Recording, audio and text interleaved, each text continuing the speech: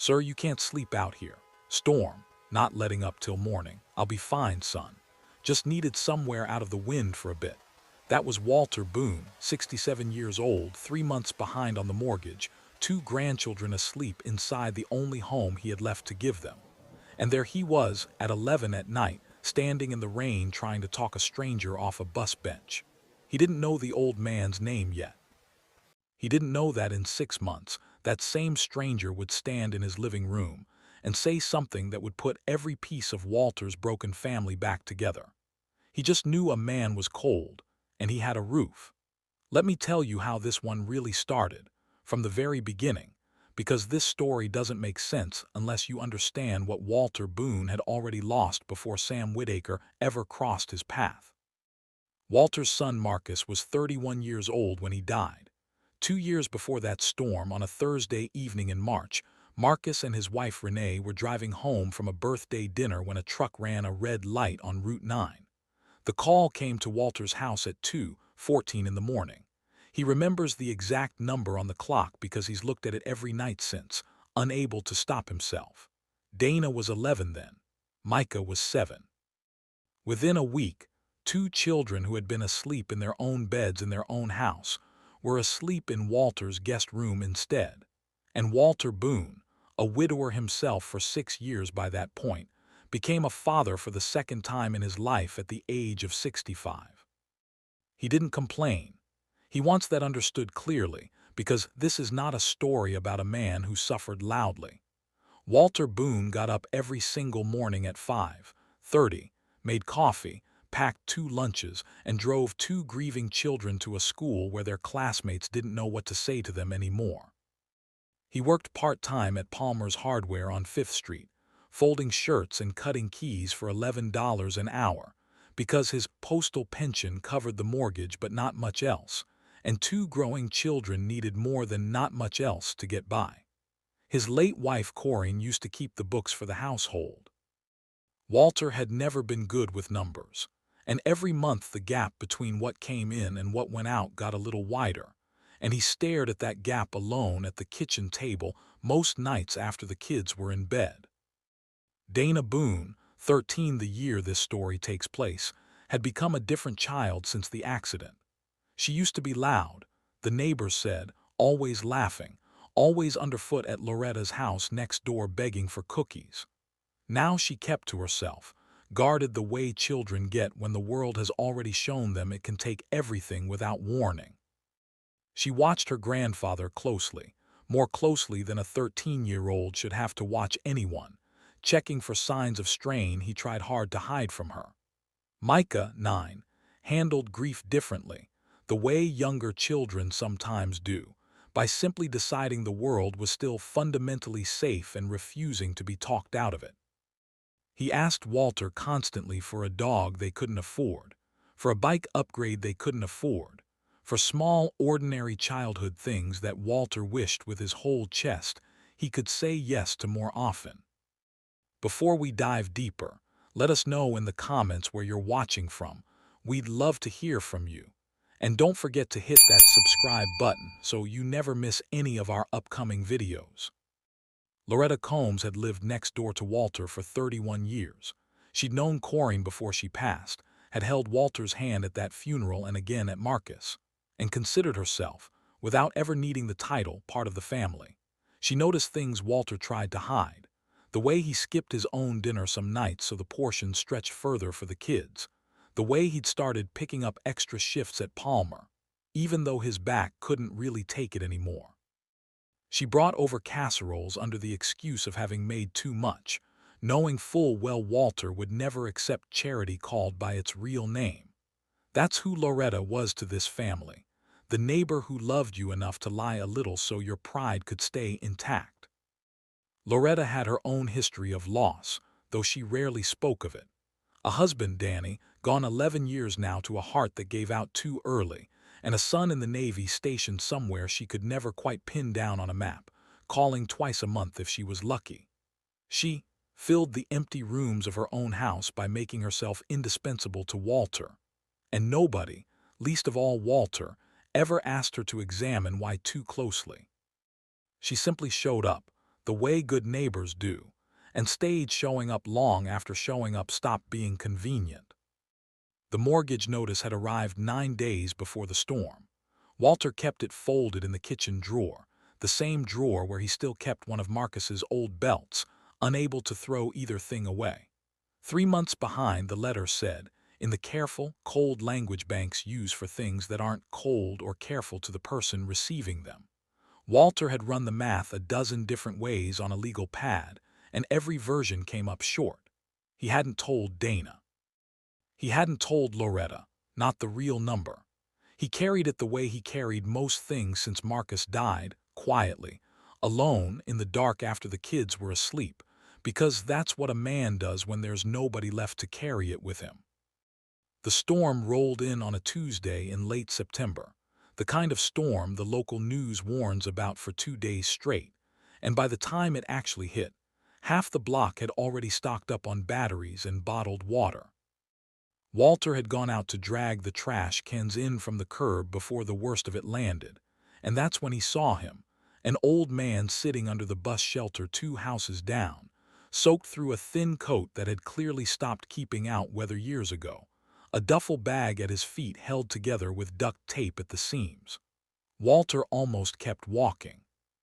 He had 2 children asleep inside, and a mortgage he couldn't make math work on, and taking on one more thing, one more person, wasn't a decision that made any practical sense at all. But something about the way the old man sat stopped him. Spine straight, shoulders pulled in tight, trying to take up as little space in the world as a person possibly could, like he'd learned somewhere along the way that taking up space was a privilege he'd used up already. Walter recognized that posture. He'd worn it himself in the months after Marcus died, in rooms full of people who loved him but didn't know what to say, trying to make his grief small enough not to be a burden to anyone. He crossed the street before he'd fully decided to. "You got somewhere to be tonight?" "Not really, son. Just riding this one out. Storm's supposed to get worse before it lets up." Walter said it like a fact, not an invitation, because he wasn't ready yet to make it one. The old man nodded like he understood the difference and appreciated it regardless. "My porch has a roof," Walter said finally. "That's all I'm offering tonight. Nothing more than that." The old man's eyes, when he looked up, were the tired eyes of someone who had learned not to expect more than what was offered, and to be grateful anyway. His name, it took 3 full days to get out of him, careful and quiet, like a man handing over something breakable he wasn't sure would survive the handoff. "Samuel Whitaker." "Sam, if that's all right," he said. Sam stayed on the porch that first night, wrapped in an old quilt Walter had passed out through the screen door without quite inviting him further than that, and by morning he had folded the quilt into a perfect, careful square and left it on the step. He was gone before Walter woke. Walter figured that was the end of it. One small kindness on a bad night, nothing more required of either of them. Then Wednesday evening, coming home from his shift at Palmer, tired in the particular way that comes from being tired of everything at once, Walter found Sam sitting on that same bench again, and something in him, maybe grief recognizing grief across a quiet street, made him stop a second time. He didn't offer the porch this time. "Come inside," he said. "I've got stew on the stove and 2 grandkids who ask too many questions, but you'll live through both." Dana was suspicious first, the way 13-year-olds who have already lost too much tend to be suspicious of anything new. She stood in the kitchen doorway that first dinner with her arms crossed, watching Sam the same careful way she watched everything now, looking for the danger she'd learned the world could hide behind ordinary faces. Micah had no such caution in him. Within 20 minutes of Sam sitting down at their table, the boy was dragging his broken bike chain over to show him. The one Walter had been meaning to fix for 2 months and never found the time or the spare part for. Sam looked at the chain for a long moment, and his hands, Walter noticed, were remarkably steady for a man who seemed unsteady in every other way. "I can have this running by Saturday," he said, "if that's all right with your grandfather." It was more than all right. It was the first time Micah had smiled that wide in longer than Walter wanted to count. "Before we dive deeper, let us know in the comments where you're watching from. We'd love to hear from you. And don't forget to hit that subscribe button so you never miss any of our upcoming videos.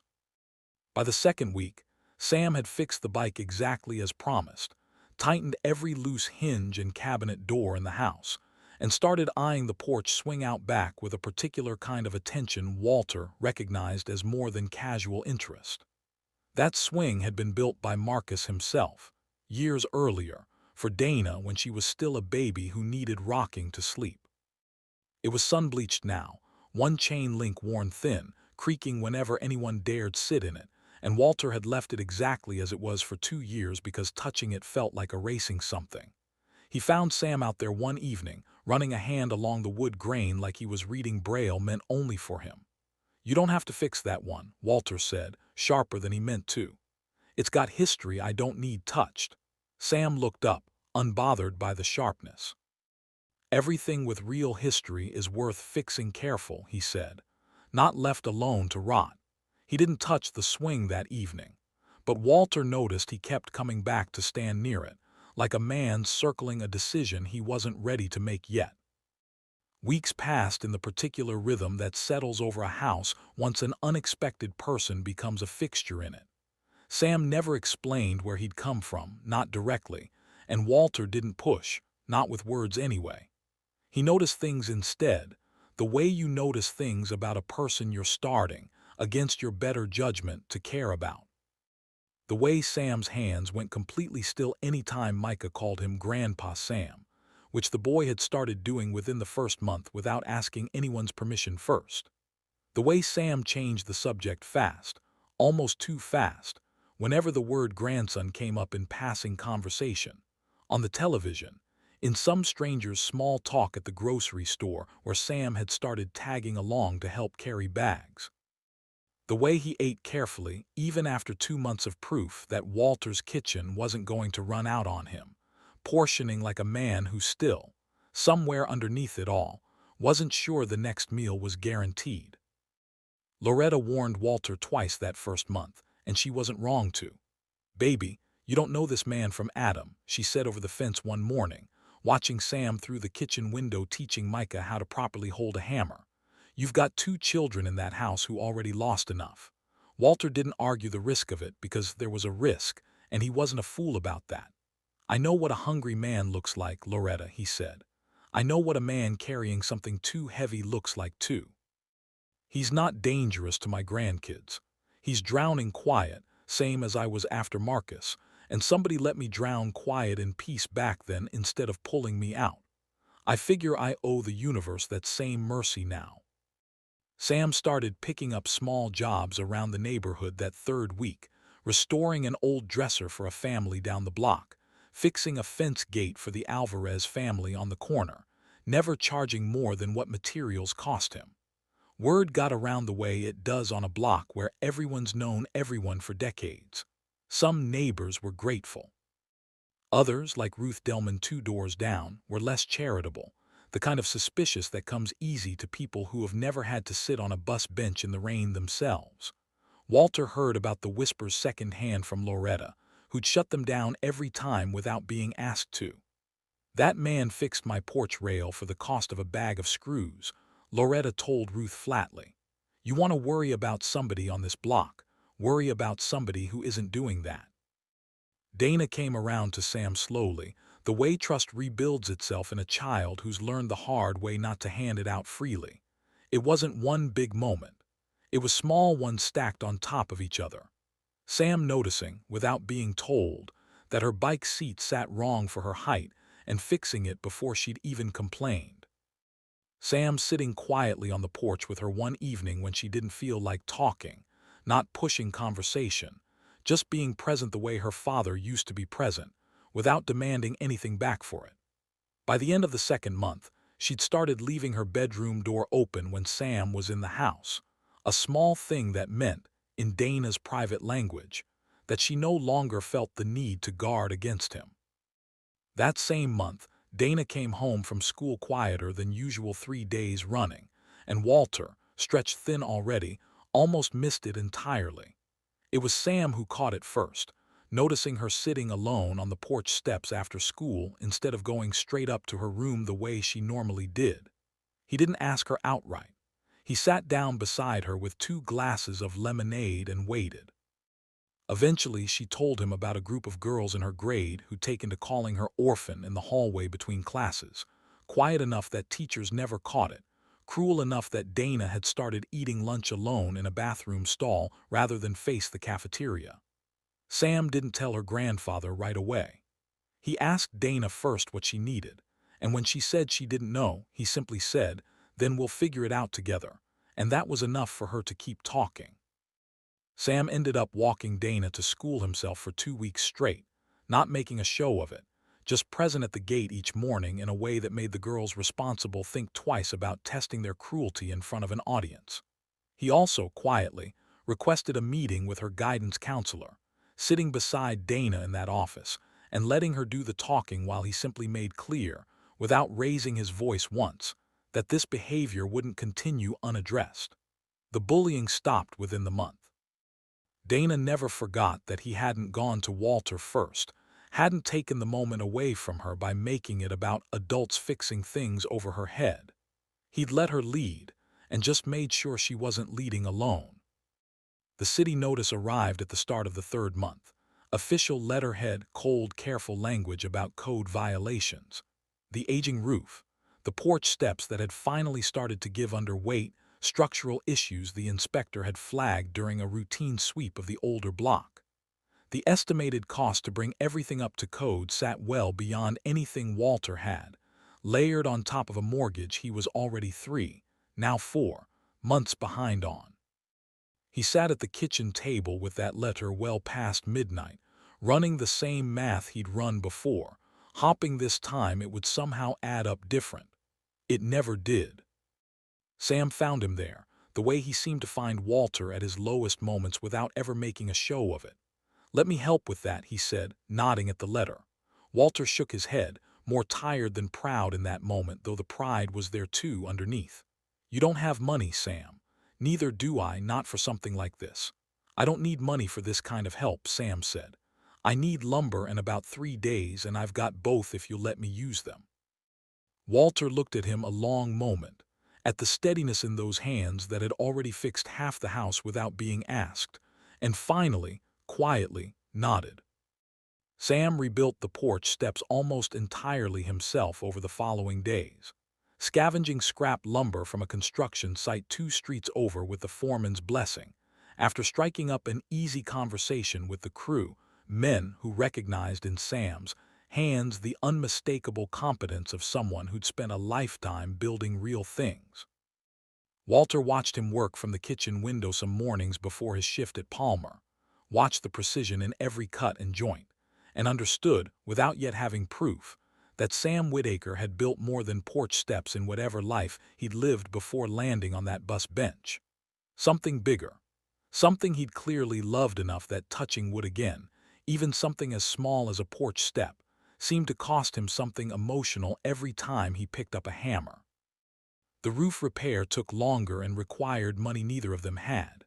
Loretta, without asking Walter's permission, quietly organized a small collection among the neighbors who'd come to trust Sam over those months, the Alvarez family. A few others he'd helped for the cost of materials alone, contributing not out of pity but out of genuine gratitude for what he'd already given the block. It wasn't enough to cover everything, but paired with a payment plan the city agreed to after Sam, with his careful, precise way of explaining things, walked into the code enforcement office himself and negotiated an extension on Walter's behalf. Walter didn't find out about the negotiation until it was already done. When he confronted Sam about overstepping, Sam simply said, "You gave me a roof when I had none. Let me make sure you keep yours." Walter didn't have an argument for that. Before we dive deeper, let us know in the comments where you're watching from. We'd love to hear from you. And don't forget to hit that subscribe button so you never miss any of our upcoming videos. Sam tried to leave that month twice. The first time, Walter woke before dawn to find Sam's duffel bag packed and sitting by the front door, Sam himself standing there in the gray early light like a man caught between 2 decisions. "I've overstayed what any stranger has a right to, Walter. You've got Bobbies in this house to protect, And I'm one more mouth, one more risk, one more thing for you to carry when you're already carrying too much. Walter didn't raise his voice. He rarely did. My Bobbies adore you, Sam, he said instead. That's not overstaying. That's belonging, whether either of us planned on it or not. Sit down before Micah wakes up and finds you trying to sneak off like you did something wrong. Sam sat down. The second attempt came 3 weeks later, quieter. No packed bag this time, just Sam standing in the hallway at dawn with his coat on, clearly intending to simply walk out before anyone noticed. Dana caught him. 13 years old, hair still messy from sleep, and she didn't ask him where he thought he was going. She just crossed the hallway and hugged him, the first time she'd initiated any physical affection with him at all, and held on until Sam's shoulders dropped and his coat came back off without either of them saying a word about it. That was the end of the leaving, though neither of them called it that out loud. It was Dana, in fact, who found the first real thread of the truth, a few weeks after that. Cleaning out the hall closet for a donation run, she came across Sam's old duffel bag pushed to the very back, mostly empty now that he'd settled in properly. But inside it, wrapped carefully in a folded shirt like something meant to be protected, she found a small framed photograph. A young man, maybe 25 or 26, grinning under a hard hat, one arm slung easily around an older man whose face, despite being decades younger in the photo, was unmistakably Sam's. She didn't say anything to Sam about it. She brought it straight to her grandfather instead, the way she'd started bringing him the things that mattered most. Walter waited for the right night, because some conversations can't be forced open, they have to arrive on their own. It came on its own about a week later, out on the porch after the kids were long asleep. Both men settled into the two chairs that had somehow, without either of them deciding it formally, become theirs. Walter set 2 cups of coffee down between them and simply asked, "Who's the boy in the photograph, Sam?" A long silence followed, the kind with real weight to it, the kind Walter had learned through his own grief not to rush. Then Sam said, quiet and steady, "My grandson, Eli." He was 26, Sam continued, staring out at the dark street rather than at Walter. "Good kid, better than good. I got him a job in construction, a solid crew, a foreman I trusted or thought I did. 6 months in, a scaffold gave way on a site that should have been inspected tighter than it was. Wasn't officially anybody's fault, not on paper, not in any way the lawyers could pin down. But it was my fault in every way that actually matters, because I'm the one who told him it was a good place to work, a safe place, a place his grandfather could vouch for." His voice cracked hard on the word safe, like the word itself had turned traitor on him. "My son," Sam went on, "Eli's father, he couldn't look at me after that. Not out of hatred, out of grief needing somewhere, anywhere to land, and me being the only door left standing open close enough to take it. I left before he ever had to ask me to go. Told myself for a long time that was mercy on my part. It was. It was cowardice, Walter, wearing Mercy's coat so I wouldn't have to look at what it really was. I've been gone a year and a half now. Shelters first, then the street, then your porch, that one rainy Tuesday you almost walked past." Walter reached over without a word and put his hand over Sam's, the exact gesture he'd wished, more times than he could count.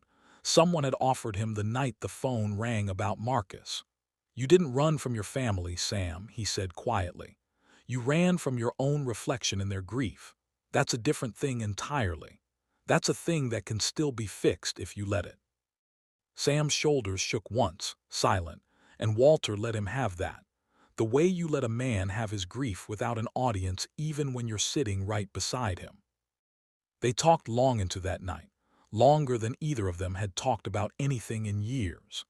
Sam told him about Eli's laugh, about the fishing trips they used to take before Eli got old enough to think fishing was for kids, about the last real conversation they'd had 2 days before the accident, an ordinary conversation about nothing important, the kind you don't know to treasure until it's the last one you get. Walter, in turn, told Sam things he'd never said out loud to Loretta or anyone else. How some mornings he still reached for his phone to call Marcus before remembering, how he sometimes felt guilty for the relief mixed in with his grief on the hardest days, relief that at least the not knowing was over. Two men who'd never have crossed paths in any ordinary version of their lives sat on a porch that night and became, without either fully realizing it was happening, something closer to family than either had expected to find again. Before we dive deeper, let us know in the comments where you're watching from. We'd love to hear from you. And don't forget to hit that subscribe button so you never miss any of our upcoming videos. Walter made a decision the next morning without consulting Sam first, figuring some doors need a hand other than your own to push them open. He called Reverend Pete Alcorn, who ran the downtown shelter where Sam had spent his roughest early months, a man Sam had mentioned once, only once, in passing conversation months before. Alcorn remembered Sam immediately, remembered him as one of the quiet ones, the kind who never caused trouble and never asked for more than his fair share, the kind whose silence about his own past worried the shelter staff more than any of the loud, difficult cases ever did. Alcorn made calls of his own that week, working old contacts from his years running the shelter, cross-referencing the little Sam had let slip over those difficult early months. A hometown mentioned once, a trade mentioned twice, a grandson's name that had come up exactly once during a group counseling session Sam had attended only that single time before refusing to return. It took 4 days of careful searching before Alcorn found a listing for a Carol Whittaker in a town 3 hours north, a woman who, it turned out, had filed a missing persons report on her father-in-law 18 months earlier, and had never once let it go cold, calling the local precinct for an update every single month like clockwork. Carol answered Alcorn's call on the second ring, like she'd been sitting with the phone close by out of habit for a year and a half. When Alcorn explained who he was and why he was calling, there was a long silence on her end of the line and then, quietly, "Is he alive?" Alcorn said yes. Carol didn't speak again for almost a full minute, and when she did, her voice had changed entirely, thinner and younger sounding, like the 18 months of holding herself together had briefly given way all at once. "Where is he? I need to see him. Please." Alcorn gave her Walter's number and told her the rest was between the two of them now.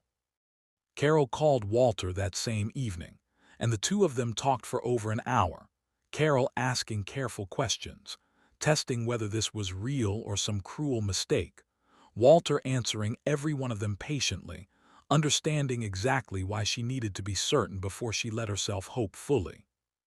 She told him about Eli, about the year and a half of searching, about calling every shelter she could find within 300 miles, about the anger she'd worked through and set down, choosing instead to simply want her family back, whatever shape that took now. Walter didn't tell Sam about the call, not yet. He wanted to be sure, the way Carol had needed to be sure, before handing Sam something that fragile. He told him 2 days later, sitting him down at the same kitchen table where this whole story had quietly unfolded over the past 7 months. "Sam," he said, "I did something, and I need you to hear me out before you're upset about it." Sam's face went through several things at once when Walter explained fear first, then something that looked almost like anger, then, underneath both of those, a hope so raw and unguarded that Walter had to look away from it for a moment out of respect for how private it was. "She's not angry, Sam," Walter said. "She's been looking for you the whole time. She wants you back." Sam didn't sleep that night, Walter knew, because he heard him on the porch past 2 in the morning, sitting in his usual chair alone, staring at nothing in particular. Walter joined him without a word, and they sat together in silence until the sky started turning gray. "What if she's changed her mind by the time she gets here?" Sam finally said. "What if seeing me makes it worse instead of better?" Walter didn't offer easy reassurance. He just said, "Then you'll face that too, together this time instead of alone on some bench somewhere. That's the whole difference, Sam. Not knowing the ending, just not facing it by yourself anymore." Before we dive deeper, let us know in the comments where you're watching from. We'd love to hear from you. And don't forget to hit that subscribe button so you never miss any of our upcoming videos. Carol arrived on a Saturday afternoon in late spring, 7 months after that first stormy Tuesday. Standing at the bottom of the very porch steps Sam himself had rebuilt with his own hands, not yet knowing that particular detail. Sam froze at the sight of her the way a man freezes at the sight of a debt he was certain he'd never have to pay. Certain, in fact, he didn't deserve the chance to pay. Carol didn't wait for him to find words first. "Sam," she said, voice already breaking. "I've been looking for you for a year and a half. Not to blame you. I have never once blamed you. I needed you back. Eli would have hated what your silence did to what was left of this family more than he ever hated that accident." Sam came down those steps slowly, testing each one like a man testing ice he wasn't sure would hold his weight, and Carol closed the remaining distance herself, pulling him into an embrace carrying a year and a half of searching and grief and unspoken forgiveness, all folded into it at once. Walter stood in the doorway with Dana pressed against one side of him and Micah against the other, watching a family stitch itself visibly back together on a porch that, 7 months earlier, had nearly collapsed under its own age and neglect. The same porch Sam had quietly rebuilt without anyone asking him to. The reunion wasn't instant or simple. Carol stayed 3 days that first visit, and there were long silences at Walter's kitchen table, hard conversations carried out in low voices on the porch after dark, old grief that didn't dissolve just because the two people carrying it were finally in the same room again. The first evening was mostly quiet, both of them still adjusting to the reality of the other actually being present after so long imagining it. The second day brought harder conversation, Carol finally asking the question she'd carried for 18 months, why he'd never once called, not even to say he was alive, and Sam answering as honestly as he'd answered Walter, holding nothing back this time. There was crying on both sides that afternoon, but by evening there was also laughter, real laughter, the first Walter had heard from Sam in the true sense of the word. When Carol brought out her phone to show him photos of Eli's old dog, still alive, still waiting, it turned out, at her house for a man who hadn't known he was still being waited for. By the third day, the tension had softened into something gentler, careful but real, and when Carol finally had to drive back north, she and Sam agreed, without either of them treating it as a formal decision, that this wouldn't be goodbye again, not the way the first one had been. She'd be back. He'd visit. The 18 months of silence were over, replaced by something neither of them expected to have to rebuild but were grateful entirely for the chance to. Sam didn't leave the Boone house permanently after that, though everyone, Carol included, understood that his family was rebuilding itself too and deserved his presence. He split his time from then on, weeks with Carol working slowly, carefully, back toward the family he'd nearly lost entirely, and weeks back at Walter's, where a small back bedroom had, without any formal decision ever being made about it, simply become his. Micah kept calling him Grandpa Sam without pause. Somewhere around the 8th month, Dana started calling him that too, and nobody in that house made any particular fuss about it when she did, because by then it had simply become true. Loretta, who'd been so wary in those first weeks, ended up closer to Sam than almost anyone on the block by the end of that year, the two of them trading stories on the porch some evenings while Walter cooked, two people who'd both learned in their own separate ways what it cost to carry grief without company. She never apologized for her early suspicion, and Sam never asked her to. "It's what a good neighbor does," she told him once. "Watch close until watching close isn't needed anymore. And you stopped needing it a long while back." Walter's finances didn't transform overnight into something easy. The mortgage stayed a fight for longer than anyone would have liked, and Palmer's hardware stayed part of Walter's weekly rhythm even after Sam started contributing what he could from his small restoration jobs around the neighborhood. But the weight of it changed, the way any weight changes once it's shared instead of carried alone. Walter stopped staring at that kitchen drawer full of unpaid notices quite so often.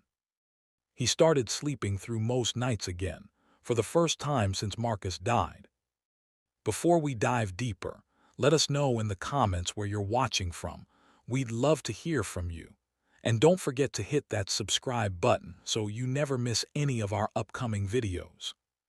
Years later, on a warm October afternoon, Dana Boone stood in a white dress in the backyard of the house she'd grown up losing her parents in and finding a grandfather she never expected in, next to a porch swing that had by then been repaired twice. Once by a stranger fixing what little he could reach with grief-shaking hands, and once more, small tune-up repairs, the week before the wedding by that same man, considerably older now. Hands a little slower but every bit as steady as they'd ever been. She asked her grandfather, months earlier, who would walk her down the aisle, knowing full well her father Marcus couldn't be the one to do it. Walter had looked at her without a moment's hesitation and said there wasn't a real question in his mind at all. Both of them will if you'll have us. And so, on that October afternoon, Walter Boone and Samuel Whittaker walked Dana down the aisle together, one on each arm, two men who had found in each other, on one rain-swept Tuesday neither of them planned for, exactly what grief had tried its hardest to take from them both. Carol sat in the front row beside Loretta, who had become, over the years, as close to Sam's family as she'd always been to Walter's. Micah, 17 now and taller than all of them, stood as best man, having never once stopped calling Sam by the name he'd given him that very first month. Kindness doesn't usually announce itself with any real fanfare. Most of the time it looks like a porch light left burning a little later than usual, a spare quilt handed through a screen door, a bowl of stew offered to a stranger you have every reasonable excuse in the world not to trust. Walter Boone didn't open his door that stormy Tuesday night because he had room to spare in his life, or money, or energy. He had none of those things to give. He opened it because he recognized in one glance the exact weight another man was carrying alone, and he understood better than most what it costs a person to carry something like that without help. If this story reminded you that the family we choose can be every bit as real as the family we're born into, hit that like button, share it with someone who needs to hear it today, and subscribe so you don't miss the next one. I'll see you in the next story.